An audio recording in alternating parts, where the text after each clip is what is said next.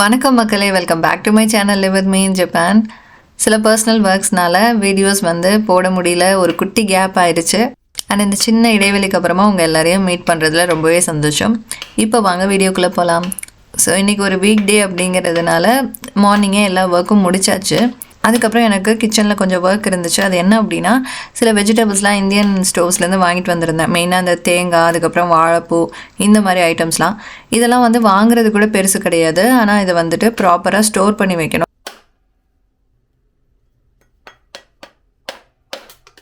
அதுலேயும் தேங்காய்லாம் வந்து பார்த்திங்கன்னா நல்லா துருவி இந்த மாதிரி ஸ்டோர் பண்ணி வச்சேன் அப்படின்னா எனக்கு வந்துட்டு ஒரு 1 or 2 வீக்ஸுக்கு நல்ல ஃப்ரெஷ்ஷான தேங்காய் மாதிரி கிடைக்கும்.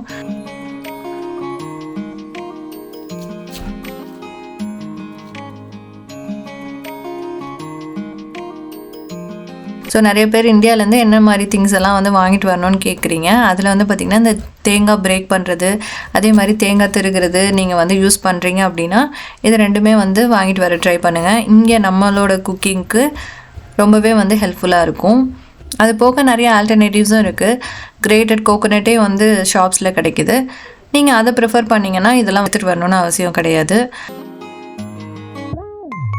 ஃப்ரெஷ்ஷாக தேங்காய்லாம் துருவிட்டேன். இப்போ இதை எடுத்து வைக்கிறது வந்து பார்த்திங்கன்னா வந்து பிளாஸ்டிக் பாக்ஸஸில் தான் முன்னாடி ஸ்டோர் பண்ணிகிட்டு இருந்தேன். இப்போ வந்துட்டு மைக்ரோ பிளாஸ்டிக் அப்படிங்கிறாங்க, என்னென்னமோ சொல்கிறாங்க அப்படின்னு சொல்லிட்டு இந்த மாதிரி எவர்சில்வர் டிஃபன் பாக்ஸஸை வந்து யூஸ் பண்ணிகிட்ருக்கேன். இதுலேயுமே ஸ்டோர் பண்ணி வச்சோம் அப்படின்னா நல்லா ஃப்ரெஷ்ஷாக தான் இருக்குது. அண்ட் அதே மாதிரி நல்லா ஏர்டைட்டாகவும் இருக்குது. ஸோ அதனால் இந்த மாதிரி நிறைய டப்பாஸ்லாம் எடுத்துகிட்டு வந்திருக்கேன். இதில் தான் வந்துட்டு ஃப்ரிட்ஜில் ஸ்டோர் பண்ணுற ஐட்டம்ஸ்லாம் சிலது ஸ்டோர் பண்ணிகிட்ருக்கேன். இது போக நான் முன்னாடி யூஸ் பண்ணிகிட்டு இருந்த சில பிளாஸ்டிக் கண்டெய்னர்ஸும் வந்து யூஸ் பண்ணிகிட்ருக்கேன். மெயினாக இந்த கருவேப்பிலை வைக்கிறதுக்கு வந்து பார்த்திங்கன்னா பிளாஸ்டிக் கண்டெய்னரில் தான் இப்போ வரைக்கும் வச்சுட்ருக்கேன். நான் எவர்சில்வரில் இன்னும் ட்ரை பண்ணி பார்க்கல. மாய்ஸ்ட் வந்து எந்த அளவுக்கு இருக்கும் அப்படின்னு சொல்லிட்டு தெரில. ஸோ இந்த மாதிரி பிளாஸ்டிக் பாக்ஸஸில் கீழே டிஷ்யூ, மேலே டிஷ்யூ அப்படின்னு சொல்லிட்டு ஃபுல்லாக கவர் பண்ணிவிட்டு கருவேப்பிலெல்லாம் எடுத்து வச்சாச்சு. அடுத்து ரொம்ப டைம் கன்சியூமிங் ஒர்க் அப்படின்னு பார்த்திங்க அப்படின்னா இந்த வாழைப்பூயையும் வந்து கையோடு எடுத்து வச்சிடலாம் அப்படின்னு சொல்லிட்டு அதையுமே வந்து செஞ்சிட்ருக்கேன்.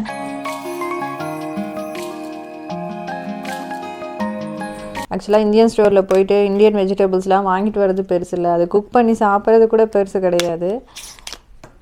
ஆனால் வந்துட்டு அதை 1 வீக்குக்கு யூஸ் பண்ணுற மாதிரி ஸ்டோர் பண்ணி வைக்கிற மாதிரி பண்ணுறது தான் வந்துட்டு ரொம்ப பெரிய டாஸ்க்காக இருக்கும். இது வந்து குக்கிங் தவிர ஒரு எக்ஸ்ட்ரா ஒர்க்காக இருக்கும். இதுலேயே வந்து பார்த்திங்கன்னா ஒரு ½ டே போயிடும். அதுலேயும் வாழைப்பூலாம் வந்து என்றைக்குமே குக் பண்ணுறதுக்கு நமக்கு கொஞ்சம் டைம் எடுக்கும் தான், இந்த க்ளீன் பண்ணி எடுத்துக்கிறதுக்கு. அப்புறமா இந்த தேங்காய் இதையுமே வந்து ஸ்டோர் பண்ணி வச்சு யூஸ் பண்ணுறனால அது ரெடி பண்ணுறதுக்கு அதுக்கு கொஞ்சம் டைம் எடுக்கும், துருவி வைக்கணும். ஸோ அந்த ஒர்க் எல்லாம் தான் இன்றைக்கி முடிக்கலாம் அப்படின்னு சொல்லி ஒவ்வொன்றா செஞ்சிட்ருக்கேன். இப்போ இந்த வாட்டி நாங்கள் போய் வாங்கும்போது ரொம்ப சின்ன வாழைப்பூ தான் கிடச்சிது. பட் இருந்தாலும் பரவாயில்ல அப்படின்ட்டு வாங்கிட்டு வந்தாச்சு. ஆக்சுவலாக எங்கள் 3 பேருக்கு இந்த அளவு வந்து கரெக்டாக இருக்கும். ஸோ டைம் இல்லைன்னா இந்த மாதிரி வெஜிடபிள்ஸ்லாம் வாங்குறதே இல்லை. கிருஷி இது பிக் ஆனதும் என்ன ஆகும் சொல்லு? பனானா. ஆமாம். இப்போ பூ ஃபுல்லாகவே க்ளீன் பண்ணியாச்சு. அண்ட் அதில் இருக்கிற அன்வான்ட் திங்ஸையும் வந்து எடுத்து வச்சாச்சு. இதை வந்து இனிமேல் ஜிப் லாக்கில் போட்டு வச்சிட்டோம் அப்படின்னா இந்த வீக்கில் நான் எப்போ இந்த வாழைப்பூ வந்து குக் பண்ணுறனோ அப்போ எடுத்து யூஸ் பண்ணிக்கலாம். ஸோ அதையுமே ஃப்ரிட்ஜில் எடுத்து வச்சாச்சு. ஸோ இப்போ ஒரு வீக்குக்கான வெஜிடபிள் ஸ்டோரேஜ் எல்லாம் பண்ணியாச்சு. அடுத்து வந்து பார்த்திங்கன்னா ஈவினிங் டைம் ஆயிடுச்சு. சரி, ஏதாவது ஹெல்த்தியான ஸ்நாக் ஆப்ஷன் எதாவது செய்யலாம் அப்படின்னு சொல்லிட்டு வெங்காயம்லாம் வந்து சாப் பண்ணி எடுத்துகிட்ருக்கேன். அப்புறம் அதோடு சேர்ந்து மற்ற வெஜிடபிள்ஸும் வந்து சாப் பண்ணி எடுத்துகிட்ருக்கேன். கேரட்டு, பெல் பெப்பரு, தக்காளி, இந்த மாதிரிலாம். பெல் பெப்பருக்குள்ளார நிறைய விதையெல்லாம் இருக்கும் இல்லையா, அதை நம்ம வந்து கட் பண்ணும்போது அது இந்த சைடில் பாதி அந்த சைடில் பாதி அந்த மாதிரி ஆயிடும். பட் இதுவே வந்து நீங்கள் பெல் பெப்பர் கட் பண்ணுறதுக்கு முன்னாடி பெல் பெப்பரோட காம்பு இருக்கு இல்லையா, அதில் வந்துட்டு நம்ம கட்டை விரலால் ப்ரெஷர் கொடுத்தோம் அப்படின்னா உள்ளே இருக்கிற அந்த விதை போர்ஷன் மட்டும் அப்படியே வந்து தனியாக டிட்டாச் ஆகிடும். அதுக்கப்புறம் நம்ம கட் பண்ணி எடுத்தோம் அப்படின்னா வெறுமனே அந்த ஸ்கின் மட்டும் நம்ம வந்து யூஸ் பண்ணிக்கலாம், விதையெல்லாம் தனியாக வந்துடும். இந்த வெஜிடபிள்ஸ் எல்லாத்துக்கும் கூடவே நான் வந்து அவகேடோவும் சேர்த்துக்கிட்டேன்.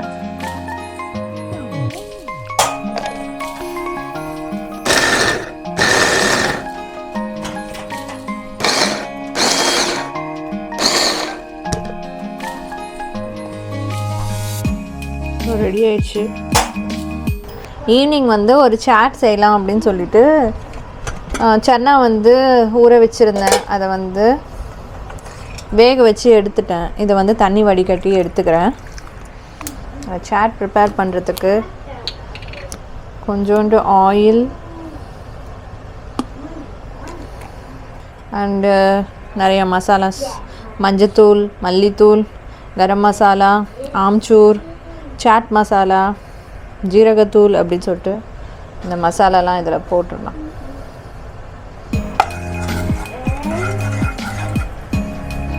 வேக வச்சுருக்க சிக்ஸ் பீஸை இதில் சேர்த்தோம்.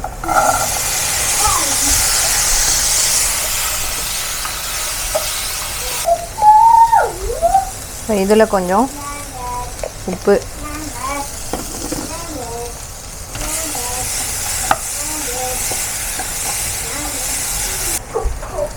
பிளெண்ட் பண்ணி வச்சுருக்கிற வெங்காயம், தக்காளி அது எல்லாத்தையும் சேர்த்து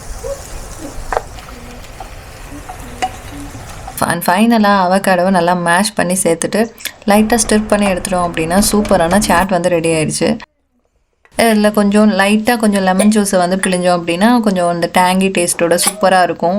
இதில் உங்களுக்கு அந்த க்ரன்ச்சி டேஸ்ட் வேணும்னா லைட்டாக கொஞ்சம் அந்த முர்முர்ஸை வந்து ஆட் பண்ணிக்கோங்க. அது வந்து ஆப்ஷனல் தான். பட் இது வந்து ரொம்பவே ஹெல்த்தியான ஒரு ஸ்நாக் அப்படின்னு சொல்லலாம் ஈவினிங் டைமில். சூப்பராக இருக்கும். சாட் கூடவே சூடான காஃபி. அப்புறம் அப்படியே நைட்டு டின்னர் ப்ரிப்பரேஷன்லாம் பண்ணிகிட்ருக்கிறப்ப திடீர்னு வந்து பார்த்திங்கன்னா பயங்கரமாக குளிரிட்டு இருந்துச்சு. மழை தான் பெய்யுது அப்படின்னு சொல்லிட்டு பால்கனியில் போய் பார்த்ததுக்கப்புறம் தான் தெரிஞ்சுது ஸ்னோ வந்துட்டு இருந்துச்சு. ஆக்சுவலாக பார்த்திங்கன்னா டோக்கியோவில் February, March இந்த மந்தில் வந்துட்டு லைட்டாக ஸ்னோ வர்றது ஜென்ரல் தான். இந்த வருஷம் என்னமோ February மந்தில் ஸ்னோ வரவே இல்லை. டோக்கியோவில் சில ஏரியாஸ்லாம் ஸ்ப்ரிங் சீசனே வர ஆரம்பிச்சிருச்சு. செரி பிளாசம்லாம் அங்கங்கே பார்க்க ஆரம்பிச்சாச்சு. சரி இனிமேல் ஸ்னோவே வராது இந்த இயருக்கு அப்படின்னு நினச்சிட்டு இருக்கிறப்ப திடீர்னு வந்து பார்த்திங்கன்னா இந்த மாதிரி ஸ்னோ வந்துச்சு. ரொம்பவே சர்ப்ரைசிங்காக இருந்துச்சு. ஐயோ ஃபைனலாக டோக்கியோவில் ஸ்னோ வந்துருச்சு. மார்ச் மாதம் வருது. கையில் கொஞ்சோண்டு பிடிக்க முடியுதான்னு பார்க்குறேன். இதோடு சேர்ந்து ஒரு 2-3 வாட்டி ஸ்னோ வந்துருச்சுன்னு நினைக்கிறேன். இந்த மழையோடு சேர்ந்து ஓவர் நைட்டில் வருது. நெக்ஸ்ட் டே மார்னிங் வந்து பார்த்திங்கன்னா ஃபுல்லாக சன்னி டேவாக மாறி அந்த ஸ்னோலாம் அப்படியே கரைஞ்சி போயிடுது. அட்லீஸ்ட் ஒரு 24 ஹவர்ஸ்க்கு தொடர்ந்து இந்த மாதிரி ஸ்னோ வந்துகிட்டே இருந்துச்சுன்னா ரோடெலாம் ஃபுல்லாக ஸ்னோவில் கவர் ஆகிருக்கும். பட் அந்த மாதிரி தொடர்ந்து வர மாட்டேங்குது. இன்றைக்கி மெனு வந்து பார்த்திங்கன்னா வாழைப்பூ கோலா உருண்டை அந்த குழம்பு தான் வந்து செய்ய போகிறேன். ஸோ அண்ட் வாழைப்பூ வந்து பார்த்திங்கன்னா முன்னாடியே வந்து க்ளீன் பண்ணியும் வச்சுட்டேன். ஸோ அதனால் இதை வேக வச்சு குயிக்காக வந்து சமைக்க ஸ்டார்ட் பண்ணிட வேண்டியதான். பருப்பும் ஊற வச்சுட்டேன். நான் இன்றைக்கி கட் பண்ணாமல் அப்படியே ஃபுல்லாக தான் வந்து வேக வச்சு எடுத்துக்க போகிறேன். ஸோ ஒன்ஸ் வெந்தக்கப்புறமா பிளெண்டரில் போட்டு பிளெண்ட் பண்ணிக்கலாம் அப்படின்னு சொல்லிட்டு இட்லி பாத்திரத்தில் வச்சுட்டு ஒரு 5 minutes வச்சா போதும், ஃபுல்லாக வெந்துடும். அதுக்குள்ளார வந்துட்டு மற்ற திங்ஸ் எல்லாம் வந்து ரெடி பண்ணிக்கலாம் அப்படின்னு சொல்லிட்டு சின்ன வெங்காயம், பூண்டு இதெல்லாம் வந்து ரெடி பண்ணி வச்சிட்ருக்கேன். வாழைப்பூ கோலா உருண்டை இந்த குழம்பெல்லாம் செஞ்சு ரொம்ப நாள் ஆச்சு. இங்கே கிடைக்கும் தான், பட் இருந்தாலும் இவ்வளோ டைம் ஸ்பெண்ட் பண்ணி மெனக்கட்டு செய்யணும் அப்படிங்கிறதுனாலேயே வந்துட்டு ரொம்ப நாள் இதெல்லாம் வந்து செய்கிறதே இல்லை. இன்றைக்கி ஏதோ கொஞ்சம் டைம் இருந்துச்சு, ரிலாக்ஸ்டாக செய்யலாம் அப்படின்னு சொல்லிட்டு ப்ரிப்பேர் பண்ணிகிட்ருக்கேன்.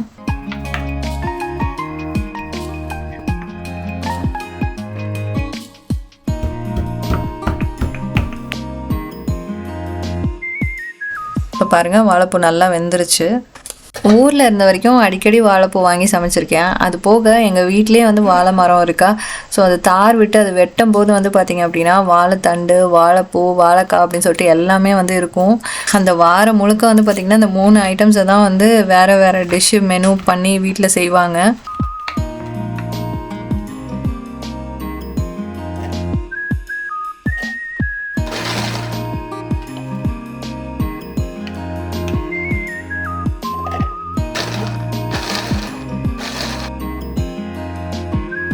ஸோ உருண்டை குழம்பு செய்கிறதுக்கு ப்ரிப்ரேஷன்லாம் செஞ்சிட்ருக்கேன். பெரிய வெங்காயமாக சாப் பண்ணி எடுத்துக்கிட்டாச்சு. அதுக்கப்புறம் சின்ன வெங்காயம், கருவேப்பிலை இதையுமே வந்துட்டு நல்லா குட்டி குட்டியாக சாப் பண்ணி எடுத்துக்க முடிஞ்சால் எடுத்துக்கலாம். நான் வந்துட்டு இன்றைக்கி குயிக்காக செய்யணும் அப்படிங்கிறதுக்காக பிளெண்டர் யூஸ் பண்ணி சாப் பண்ணி எடுத்துக்கிறேன்.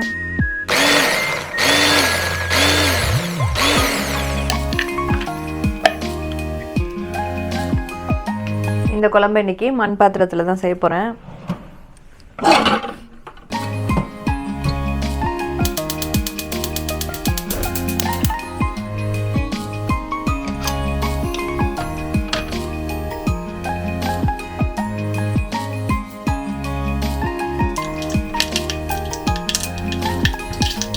ஊர்லேருந்து எடுத்துகிட்டு வந்த வடகம் இருந்துச்சு, சரி அதையும் கொஞ்சம் சேர்க்கலாம், வாசனையாக இருக்குமே அப்படின்ட்டு. அப்புறமா குட்டி குட்டியாக நறுக்கி வச்சுருக்கிற வெங்காயம் இதையுமே சேர்த்துறேன்.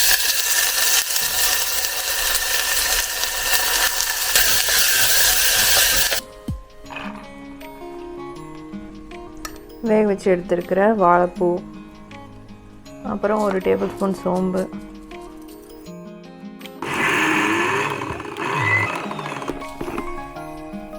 ஒன்று பாதியாக அரைச்சி எடுத்தாச்சு. ஆல்ரெடி வெங்காயம்லாம் வந்து சாப் பண்ணி வச்சுருக்கேன் இல்லையா, வெங்காயம் கருவேப்பிலை அதிலே வந்து சேர்த்துடலாம்.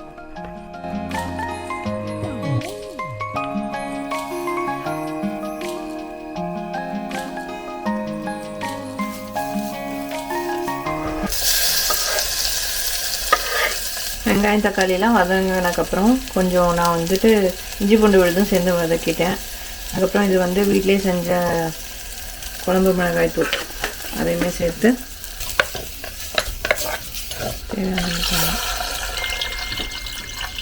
இன்றைக்கி வந்து நான் முருங்கைக்காயும் சேர்த்து பண்ணுறேன். முருங்கைக்காய் வந்து ஆப்ஷனல் தான், நம்ம உருண்டை குழம்பு தான் செய்ய போகிறோம், இருந்தாலும் பரவாயில்லன்ட்டு முருங்கைக்காய் போட்டேன்.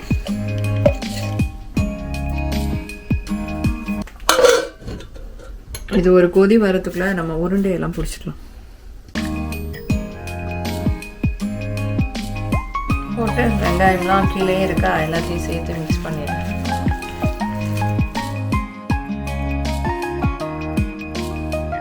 உருண்டை பிடிக்கும் போது வந்து பார்த்திங்கன்னா நம்ம இது கூட வந்து வெங்காயம்லாம் சேர்த்துருப்போம் இல்லையா, அதனால் அது கொஞ்சம் தண்ணி விடும். ஸோ அதனால் இதில் வந்து பார்த்திங்கன்னா கொஞ்சம் கடல மாவு இல்லைனா அரிசி மாவு சேர்த்து பிடிச்சோன்னா உருண்டை வந்து உடையாமல் வரும். அண்ட் உருண்டையும் சைஸும் வந்து பார்த்திங்கன்னா ஒவ்வொரு வீட்டில் ஒவ்வொரு சைஸில் செய்வாங்க. சில பேர் கொஞ்சம் பெருசாக செய்வாங்க, சில பேர் வந்து ரொம்ப குட்டியாக செய்வாங்க. நான் வந்து இது ஓரளவுக்கு கரெக்டாக இருக்கும் அப்படின்னு நினைக்கிறேன். ஸோ இதில் வந்து ஒரு 10 உருண்டை போல் பிடிச்சி குழம்புல போட்டுருவேன். ஸோ இப்போ பிடிச்சி வச்சுருக்க உருண்டையெல்லாம் வந்து இட்லி பாத்திரத்தில் வேக வச்சு எடுத்துக்க போகிறேன். அதுக்கப்புறமா குழம்புல சேர்க்கலாம் அப்படின்னு சொல்லிட்டு. இது வந்து பார்த்திங்கன்னா ஃபால்ஸ் ப்ரூஃப் மெத்தட் அப்படின்னு சொல்லலாம். கரெக்டாக அந்த குழம்புல போடும்போது உருண்டை உடஞ்சிருச்சுன்னு வைங்களேன், குழம்பே வந்துட்டு ஃபுல்லாக ஸ்பாயில் ஆகிற மாதிரி ஆயிரும். ஸோ அந்த மாதிரி நடக்காமல் இருக்கணும் அப்படின்னா இந்த மாதிரி உருண்டை பிடிச்சி அதை வந்து லைட்டாக வேக வச்சுட்டு அதுக்கப்புறம் குழம்புல சேர்த்தோன்னு வைங்களேன், இந்த உருண்டை வந்து உடையவே உடையாது. ஆனால் இந்த உருண்டை குழம்பு செஞ்சு உங்களுக்கு பழக்கம் இருக்குது அப்படின்னா நீங்கள் வந்து டைரெக்டாகவே குழம்புல சேர்த்து செய்யலாம். என்றைக்கா ஒரு நாள் செய்கிறனால குழம்பு வந்து நல்லா வரணும் அப்படிங்கிறதுக்காக நான் வந்துட்டு வேக வச்சுட்டு அதுக்கப்புறமா குழம்புல சேர்த்துக்கிட்டேன்.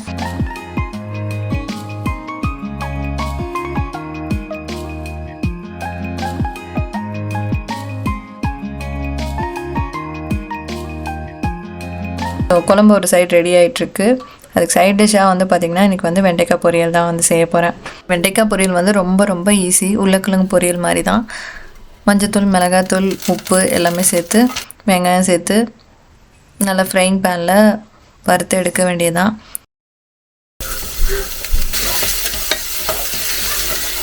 ஆனால் வெண்டைக்காய் அந்த பிசு தன்மைலாம் போகிற வரைக்கும் கொஞ்சம் வறுக்கிற மாதிரி இருக்கும். ஒன்ஸ் இந்த பிசு போயிடுச்சு அப்படின்னா 5 மினிட்ஸில் வந்து வெண்டைக்காய் ரெடி ஆயிரும்.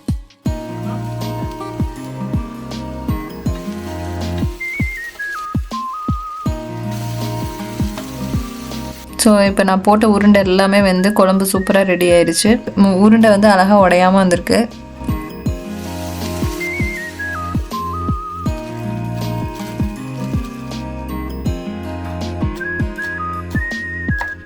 கொத்தமல்லி போட்டு இறக்கியாச்சு. வெண்டைக்காயும் சூப்பராக ஃப்ரை ஆயாச்சு. இந்தியாவிலேருந்து இந்த மாதிரி வெளிநாடுக்கு வந்திருந்தாலும் எங்களுக்கு எப்போவுமே கம்ஃபர்ட் ஃபுட் இல்லைனா நாங்கள் ரொம்ப ரசித்து சாப்பிட்ற ஃபுட் அப்படின்னா நம்ம இந்தியாவில் அடிக்கடி சாப்பிட்ட சில உணவுகள் தான். ஸோ அந்த மாதிரி ஒரு ரெசிபி ரொம்ப நாள் கழித்து எங்கள் வீட்டில் இன்றைக்கி செஞ்சிட்ருக்கேன்.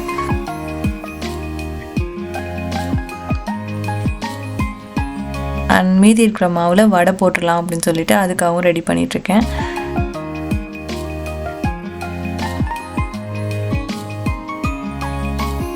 அண்ட் ஃபைனலாக வடையும் போட்டு எடுத்துட்டேன்.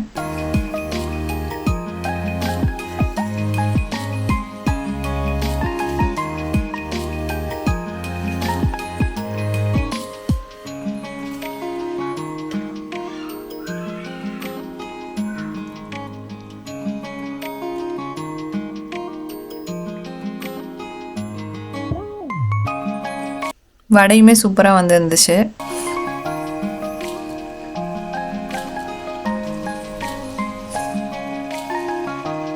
ஸோ சுட சுட சாதம் கூட இந்த உருண்டை குழம்பு, வெண்டைக்காய் பொரியல் அண்ட் வடை, இதுதான் இன்றைக்கி எங்களோட லஞ்ச் மெனு. ரொம்ப நாள் கழித்து ரொம்ப திருப்தியான ஒரு வெஜ் மீல்ஸ் சாப்பிட்டாச்சு. இந்த வீடியோ உங்கள் எல்லாருக்கும் பிடிச்சிருக்கும் அப்படின்னு நினைக்கிறேன். இந்த வீடியோ பிடிச்சிருந்தா மறக்காமல் லைக் பண்ணிவிட்டு உங்கள் ஃப்ரெண்ட்ஸுக்கு எல்லாருக்கும் ஷேர் பண்ணுங்கள். மறுபடியும் நான் உங்களை இன்னொரு இன்ட்ரெஸ்டிங்கான வீடியோவில் சந்திக்கிறேன். அது வரைக்கும் tata friends, take care and bye from Preethi.